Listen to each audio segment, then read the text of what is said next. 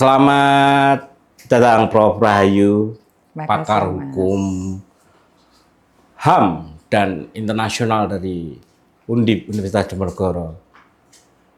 Prof. Rahayu mungkin bisa dijelaskan soal fenomena demonstrasi di 25 Agustus lalu yang itu menyebabkan kerusuhan besar.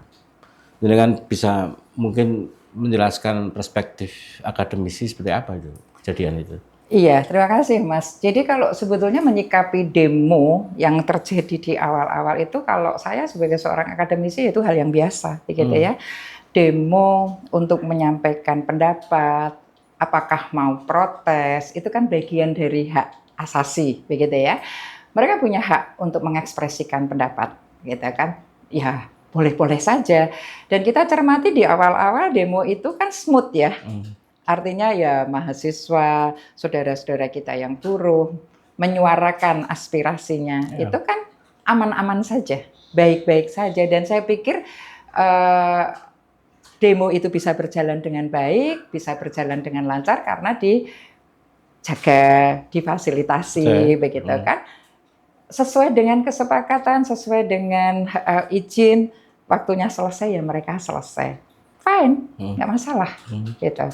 Tetapi kemudian ketika terjadi peningkatan eskalasi rusuh, kalau kita cermati yang rusuh kan bukan yang demo ini. Kalau saya melihat yang demo mahasiswa, buruh itu masih orisinil lah. Orisinil memang mereka membawa aspirasi dan menurut saya itu oke-oke aja gitu. Tapi kemudian yang menjadi persoalan ketika ini selesai, kemudian ada datang rombongan baru, saya tidak tahu ini dari mana, yang kemudian eskalasinya meningkat, yang kemudian kita tahu itu membuat kerusuhan di mana-mana, merusak fasilitas umum. Nah, ini yang menurut saya tidak bisa ditolerir lagi karena sudah mengganggu ketertiban umum, sudah merusak fasilitas umum. Nah, disinilah kemudian mestinya ya kalau aparat kepolisian di sini yang punya tugas untuk menjaga keamanan dan ketertiban mengambil tindakan, buat saya ya sesuai itu asal itu sesuai dengan SOP yang berlaku, ya oke-oke saja. Kalau merusak didiemin ya kan semakin nggak karu-karuan kan. Di demo kemarin itu kan temanya berubah-ubah nih Bu ya. Jadi awalnya demo bubarkan DPR. Kemudian muncul trigger baru bahwa di 28 Agustus waktu itu setelah demo di paginya, malamnya kan kemudian ada kerusuhan besar yang akhirnya jatuh korban. Ini yang kemudian menyebabkan eskalasi tuntutan berkembang, nggak hanya DPR dibubarkan, tapi beralih misalnya reformasi di Polri ini. Bagaimana tanggapan Ibu? Iya, jadi itu juga jadi pertanyaan banyak orang gitu loh ya, Wang, yang menjadi isu kesenjangan sosial yang dipersoalkan kan anggota DPR yang didepo mereka. Kita semua tahu mereka nggak ada yang muncul, tidak ada yang memberi tanggapan, tidak ada yang menemui pendemo. Nah, rupanya situasi ini kan sudah mulai marah ini ya masyarakat. Situasi masyarakat yang sudah mulai marah ini dimanfaatkan oleh pihak lain. Saya tidak tahu pihak lain ini siapa, tapi yang jelas ini bukan mahasiswa, bukan buruh, begitu ya. Dimanfaatkan untuk menumpangi kemarahan masyarakat ini yang membangun kesan seolah-olah bahwa yang mempunyai kewajiban dan tanggung jawab untuk menjaga keamanan dan ketertiban masyarakat itu tidak mampu menjalankan tugasnya. Buktinya kan kemudian terus ada kerusuhan begitu kan. Membangun kesan itu terus kemudian memancing barangkali ya polisi begitu untuk melakukan mengatasi situasi yang rusuh ini, yang mau tidak mau mungkin di situ karena untuk menjaga keselamatannya dia harus membela diri gitu kan, membela diri mungkin dengan melakukan kekerasan. Saya tidak setuju dengan tindakan kekerasan, tetapi barangkali dalam situasi kepepet gitu ya Mas ya, satu kepepet kan dia bisa juga untuk membela diri begitu kan. Ya, itu yang kemudian viral kan. Yang viral bahwa polisi melakukan kekerasan, polisi. Nah, puncaknya kan yang kemudian mobil rantis itu. Saya tidak tahu persis, tetapi dari berita yang kemudian saya ikuti begitu, itu kan sebetulnya juga bukan kesengajaan, namanya kecelakaan ya dalam situasi malam yang gelap, dan cerita yang saya dengar ini juga berupaya untuk menyelamatkan diri yang dengan kondisi mobil di situ. Saya tidak tahu, saya belum pernah naik mobil ini, apakah pandangan ke depan bisa leluasa atau tidak dalam situasi yang mereka juga dikejar pendemo. Itu kan sebetulnya juga tidak bisa dikatakan bahwa ini sengaja, kecelakaan iya begitu ya. Nah, ini menjadi pemicu begitu ya untuk kemudian semakin memancing kemarahan masyarakat. Eskalasinya meningkat begitu ya. Nah, situasi seperti itu kayaknya menurut saya kok didukung dengan media sosial yang luar biasa, ya. Karena kita bisa lihat live demo di TikTok, kita bisa live demo pakai Instagram, kita nggak ngerti kok di sana seperti ini seperti itu. Gitu itu ya. Menghasilkan uang, Bu, bagi kawan-kawan influencer dan aktivis media sosial. Tapi di sisi yang lain itu kan bisa mempengaruhi cara pikir orang lain. Nah, tadi kembali pada persoalan kemudian kok bergeser tuntutannya dari yang DPR kemudian ke polisi, ya sebetulnya tidak bergeser sih ya kalau menurut saya. Ya mungkin ada bergeser sih, tapi menurut saya kan tuntutan masyarakat terhadap apa yang harus dirubah oleh DPR kan tetap dilakukan. Yang kemudian kita kenal dengan tuntutan 17+8, tuntutan masyarakat gitu kan, termasuk tuntutan kepada kepolisian harus melakukan apa. Nah, tadi pertanyaan Mas, tuntutan untuk reformasi kepolisian. Saya pikir tidak ada salahnya dengan tuntutan untuk reformasi kepolisian. Saya sepakat-sepakat saja karena itu, dan saya selalu mengatakan ke teman-teman di kepolisian, nggak usah takut, nggak usah khawatir dengan tuntutan reformasi ini, asal reformasi yang dilakukan ini proporsional, gitu lah ya. Nah, maksudnya apakah 98 polisi sudah direformasi, Bu? Perubahan 99, Mas. 99 ya. Pasal 99. Pemisahan TNI Polri ini kan sebuah langkah yang bagus. Gitu. Betul. Nah, apakah saat ini masih perlu sebuah reformasi polisi? Jangan-jangan hanya kepentingan politik aja saat ini untuk polisi memang memang itu tidak bisa lepas dari kepentingan politik, kepentingan kekuasaan, itu semua kebijakan tidak lepas dari itu ya. Tapi kalau kita runut reformasi kepolisian yang dilakukan pasca reformasi 98, 1 April 99 Presiden Habibie mengeluarkan Inpres nomor 2 yang memisahkan polisi dari TNI, itu keberanian luar biasa kan. Secara fisik berpisah. Kemudian secara bertahap 2 tahun kalau tidak salah ada di Kementerian Pertahanan begitu, kemudian baru dikeluarkannya Undang-Undang Kepolisian, ada TAP MPR tahun 2000 yang menguatkan itu, kemudian 2002 ada Undang-Undang Kepolisian yang kemudian polisi baru betul-betul berdiri sendiri. Itu menurut saya reformasi yang luar biasa, memisahkan polisi sebagai penanggung jawab keamanan dan ketertiban masyarakat yang sifatnya sipil dari kultur militer, gitu kan? Karena ini yang punya tugas dan fungsi untuk menjaga keamanan masyarakat kan, ketertiban masyarakat kan. Nah, persoalannya pemisahan ini kalau kita mau bicara tentang reformasi kepolisian kan tidak hanya berhenti pada pemisahan seperti ini. Nah, kalau kita lihat reformasi di kepolisian kan sebenarnya ada 3 hal. Reformasi instrumental, reformasi struktural. Struktural itu tadi kita lembaganya pisah, kemudian berkembang sedemikian rupa sistem di kepolisian gitu ya, dengan berbagai unitnya, dengan berbagai sesuai dengan kebutuhan. Itu kan luar biasa. Menurut saya itu sudah sangat luar biasa. Artinya sempurna mungkin belum, tetapi ini sudah perkembangan yang luar biasa dari tahun 2002 sampai sekarang 20 tahun ini. Reformasi di instrumental itu kan di alat itu bisa alat soft law-nya, hukumnya, peraturannya, kebijakannya itu kan juga tumbuh berkembang sesuai dengan kebutuhan. Kemudian juga terkait dengan kebutuhan aparat kepolisian di lapangan itu juga sudah berkembang sedemikian rupa. Sempurna mungkin belum, tetapi sudah berjalan dengan baik. Nah, persoalannya sekarang memang menurut saya sebagai orang awam nih ya Mas ya, yang tidak ada di dalam sistem kepolisian. Loh ya, artinya kan awam dalam arti melihat polisi. Bukan polisi begitu ya.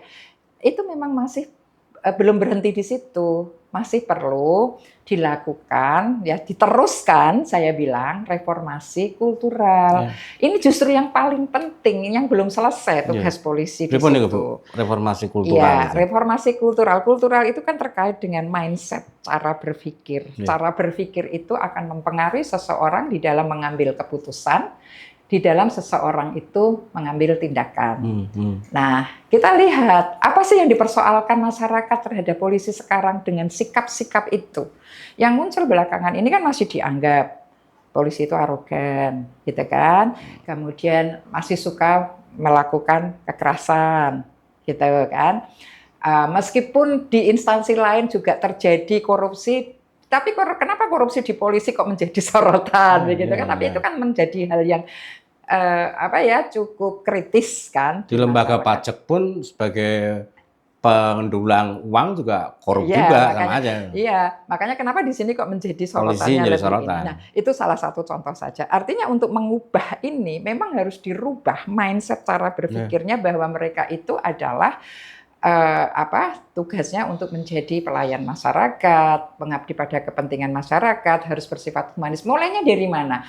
Kalau saya melihat, karena saya akademisi ya Mas semua itu untuk bisa seperti itu ya harus dimulai dari rekrutmennya. Rekrutmen polisi. Rekrutmennya di semua level kepolisian. Saya melihat sebetulnya sudah ada pergeseran. Sekarang Tamtama itu lulusan SMA. Dulu tuh Tamtama kan lulusan SD, SMP begitu ya. SMA, tapi Bintara itu juga sekarang sudah ada pergeseran, ada yang SMA, ada yang perguruan tinggi begitu kan. Kemudian ada melalui akademi kepolisian gitu kan. Dan melalui cara-cara lain. Nah, rekrutmen ini barangkali yang perlu dibenahi, ya sudah terbuka saja, fair. Nggak usah ada yang saya nggak tahu ya bener ya. Ada yang repro, ada yang titip siapa, anak siapa, gitu ya. Aduh maaf, saya nggak tahu persis begitu ya. Tetapi informasinya masih ada yang seperti, apalagi kalau misalnya mau akpol. Saya kalau mengajar di akpol sering saya tanya, siapa yang polisi di rumah, di keluarga? Ayah? Kalau tidak, kakak, begitu kan. Ya tidak apa-apa kalau memang itu menginspirasi dia untuk kemudian juga ingin jadi seperti, tapi silahkan menggunakan cara yang fair. Ya, kan itu rekrutmen. Kemudian pendidikan, Mas. Nah, pendidikan ini, jadi polisi itu kan katanya harus punya jiwa bayangkara, begitu ya.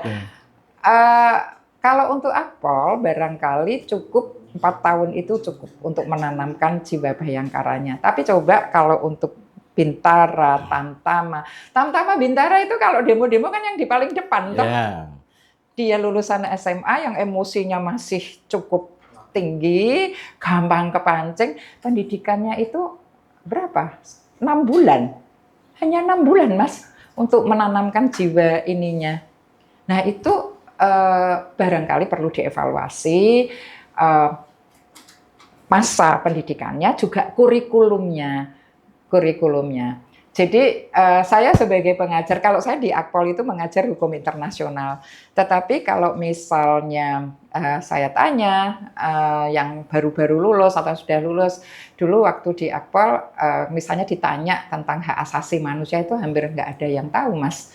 Saya tahu yang mengajar teman saya gitu. Jadi, ya. Kapasitasnya perlu ditingkatkan. Betul. Jadi polisi lulusan SIG baru daftar Akpol, daftar Bintara gimana? Sebetulnya kan ada rekrutmen polisi yang dari sarjana itu kan, lewat SIPSS itu kan ada. Tapi itu kan sebetulnya tujuannya bukan untuk di line up ya, tapi dia kan membackup di belakang ini sesuai lebih dengan kompetensi keilmuan. Kompetensi keilmuan, Pak. Jadi misalnya yang psikologi ya dia nanti akan backup di fungsi kesikologiannya. Misalnya yang dari IT dia akan backup untuk fungsi yang di mana, tapi bukan untuk menjadi polisi yang di lapangan sebetulnya, begitu kan. Jadi menurut saya sih reformasi oke, setuju, tapi bukan kemudian dari nol ya. Karena apa yang sudah dilakukan oleh polisi selama ini itu sudah bagus. Masa iya sih kita mau nembak satu tikus terus ini rumahnya atau kandangnya harus kita hancurin semua, ya kita evaluasi aja mana yang harus diperbaiki, mana yang harus dibenahi begitu kan. Nah, kalau menurut saya ya tadi kultural tadi begitu. Bu, kalau kita melihat watak militeristik di polisi ini kan masih kental nih. Bagaimana mereposisi itu, Bu, menjadi perubahan itu? Misalnya kalau misalkan Ibu di Akpol ngajar calon-calon polisi itu, tentunya kan ini ruang perubahan ini, watak militeristik ke watak sipil ini. Kembali tadi pada kurikulum pendidikannya dan cara pendekatannya. Kenapa kurikulum pendidikan di Akpol masih militeristik, Bu? Ya paling tidak dengan pendidikan yang sifatnya ya militeristik, tidak militer dalam arti mau perang ya Pak ya. Tetapi kan di situ misalnya fisik itu penting gitu ya. Tetapi kan kemudian dengan misalnya saya tidak tahu persis ya, tetapi masih ada kekerasan, masih ada senioritas. Nah itu loh, senioritas ke junior. Ya meskipun mungkin itu untuk menjaga jiwa korsa, oke. Tetapi kalau kemudian itu dengan cara-cara yang kekerasan, itu kan akan mewariskan, gitu ya, mewariskan dan dia akan kemudian membalas lagi nanti ketika dia punya junior, dia akan melakukan seperti itu. Nah sekarang keberanian untuk memutus mata rantai ini. Nah itu ya memang harus dirubah total model pendidikannya. Kalau kita melihat ya Bu, unjuk rasa kemarin itu kan anarkis ya. Membakar, melempar bom molotov, membakar mobil, merusak fasilitas umum. Ya. Kira-kira menurut Ibu sebagai akademisi dan ahli hukum HAM, apa yang harus dilakukan polisi dengan situasi yang crowd? Ya lakukan sesuai dengan tupoksinya saja, toh Mas. Iya kan? Kalau polisi itu punya tugas sebagai dia aparat penegak hukum, demo itu kan bukan melanggar hukum. Menyatakan pendapat, protes, dilakukan dengan cara damai, dengan cara baik-baik, ya sudah, silahkan. Tapi kalau ini sudah kemudian anarkis, menyerang, merusak, itu kan sudah melanggar. Iya kan, itu kan sudah kriminal, ya sudah lakukan. Tangkap ya tangkap, proses hukum ya proses hukum. Cuman kan kemarin kalau kita lihat di berita itu kan kemudian kalah, di media sosial ya. Mungkin Bu, bukan berita mainstream Bu. Media sosial ya. Iya kalau di mainstream nggak ada malah beritanya ya. Itu kan kayak kalah jumlah kan. Di sini hanya berapa, tapi di sini kan ribuan orang merangsek begitu kan. Nah polisi ini kan ya manusia juga toh Mas. Manusia juga yang mereka juga punya keluarga, punya anak, punya istri, punya orang tua gitu kan. Ya bahkan Bribka Rohman dalam media sosial itu sampai nangis. Meminta maaf kepada korban, kepada orang tua korban Afan itu kan Bu. Kita baru tahu itu ada polisi sampai sebegitunya dia. Polisi manusia Mas. Sama saja. Artinya ruang ini menjadi pendidikan bagi publik juga, bagi netizen bahwa sebenarnya nggak begitu amat ya. Iya. Jadi kalau saya melihat ya ini kan mungkin bisa jadi misinformasi ya, itu peranannya media sosial itu kan gempur terusan dengan informasi seperti itu. Sementara masyarakat kan ketika melihat itu telan mentah begitu saja begitu kan. Terus seakan-akan bahwa itu menjadi ya sudah benar seperti itu gitu kan. Yang sekarang memang betul-betul harus diwaspadai kan yang seperti itu. Kebetulan memang trust publik kepada polisi lagi buruk.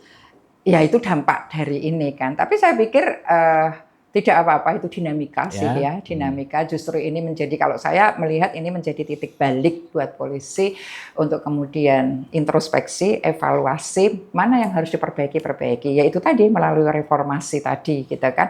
Tapi reformasi bukan berarti dari nol ya. Di tuntutan 17+8 di poin 5 itu ada tuntutan masyarakat yang menghendaki reformasi kepolisian tetapi menghendaki desentralisasi. Nah, ini menurut saya malah muncul kerajaan bisa jadi, tapi menurut saya itu perlu dikaji ulang betul-betul apakah betul itu akan menjadi pilihan, apakah resikonya akan tidak lebih buruk untuk NKRI? Indonesia ini luas loh wilayahnya, dengan beragam suku, agama, kultur begitu ya. Terus kemudian kalau itu polisi ditempatkan di bawah kementerian, misalnya subordinat gitu kan. Terus kemudian ada polisi kementerian ini, terus nanti ke daerah, saya nggak bayangkan nanti kendalinya kan kemudian di masing-masing daerah. Kalau tadi itu menyebut pelaku rusuh penjarahan ini sudah masuk ke kategori kriminal, berarti tindakan tegas yang diperintahkan Kapolri kepada jajarannya itu menurut Ibu sudah tepat? Tepat lah, cepat. Ya, cuman gini, tindakan tegas itu kan ada SOP-nya ya Mas ya. Jadi kan kembali lagi harus perhatikan SOP-nya, begitu kan. Dan kemarin saya lihat di beberapa peristiwa itu kan kemudian ya tidak semuanya, ada yang dicabut laporannya, ada yang diselesaikan dengan restoratif justice. Ketika dia sudah mengembalikan barangnya ya sudah tidak diproses hukum. Itu kan sebutnya cara-cara pendekatan yang ya kalau tidak terlalu berat saya oke, tapi kalau kemudian dia yang merusak gitu ya, merusak fasilitas umum, kalau saya ya proses aja supaya itu menjadi efek jera buat masyarakat. Tidak bisa kemudian demehne rame-rame begitu ya, rame-rame banyak temannya, sudah jangan takut kamu lakukan nanti saya yang tanggung jawab. Kayak ini ketika dia dilepas dia gitu lagi, jadi dia nggak percaya sama polisi, tapi dia wedi cekel polisi gitu. Nah itu yang terjadi saat ini kan pasca kasus Gamal ya, yang di Semarang ya, itu kan muncul gerakan CCSTM itu ke demo.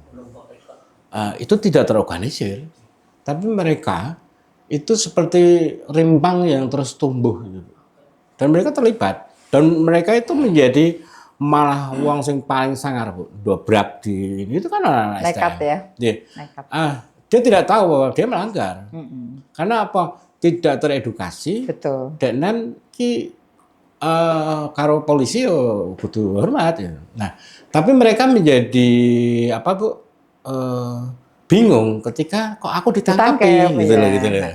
Nah, aku salah apa? Salah apa? Gitu ya. Padahal melanggar hukum. Betul. Kalau menurut Ibu gimana Ibu? Ya itu kan berarti kan ada persoalan di masyarakat kita dalam arti mereka kurang mendapat edukasi ya. Edukasi itu bukan berarti hanya pendidikan formal gitu kan.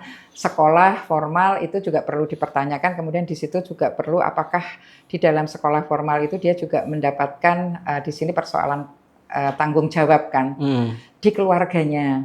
Sekarang ini keluarga-keluarga di Indonesia, di kita ini bapak ibunya sibuk cari duit semua, sibuk bekerja semua, mereka kurang perhatian. Sehingga kemudian mereka cari informasinya sekolahnya di media sosial itu tadi.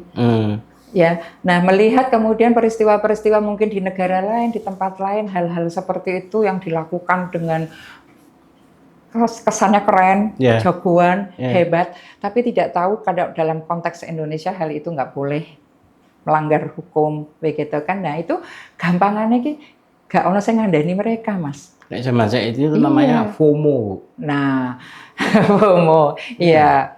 Apa Mas FOMO? First apa? Fear ketakutan ketinggalan. Iya, first of itu apa gitu?